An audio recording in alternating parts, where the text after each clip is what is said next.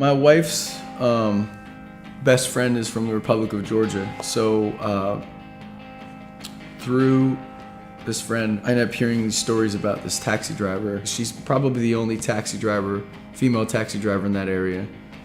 She's sort of been a hardened woman by life. The way she carries herself, she's strong, she's tough. She, at a young age, falls in love and is gonna be thinking she's gonna marry this guy, and at the same time, her dad passes away unexpectedly.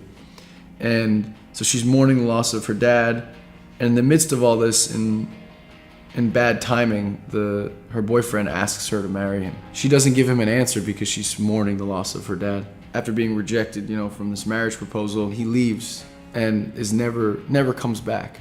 And she notices that he tracked out these muddy footprints on her floor, on her carpet, and she refuses to wash any of them off.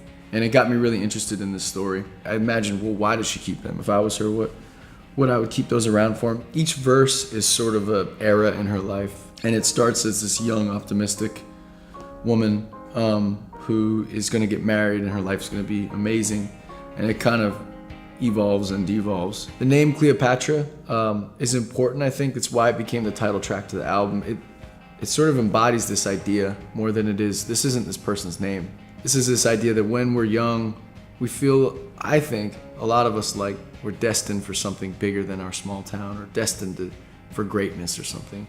For this person who ended up feeling like she was late for this, late for that, late for the love of her life, and then she's gonna die alone, I think she started the same way we all start, which is feeling that way. And it doesn't always go according to that plan. When I talked to her, she said, the two best days of my life were when I got my divorce and when I had my only son.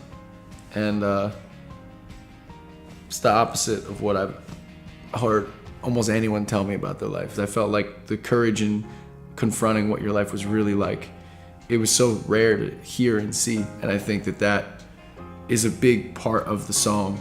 For me, the big focus was on sort of honoring that. The last verse takes it into this idea that she's walking through, in my head, she was walking through a nursing home, telling a nurse how great she was as a person, as a woman. She had all these dreams. She was taller than the rafters. She was this force. She was Cleopatra. And I imagine the nurse kind of saying, I'm sure you were, I'm sure you were, because the younger generation is always sort of, we're looking at ourselves and we think everyone else is kind of over and crazy. And I think the best way we learn from each other and actually are open to change is through telling of stories. It's not through arguments, it's not through statistics. Telling stories about characters. And Cleopatra's a character to me, that you're trying to tell her story throughout these verses.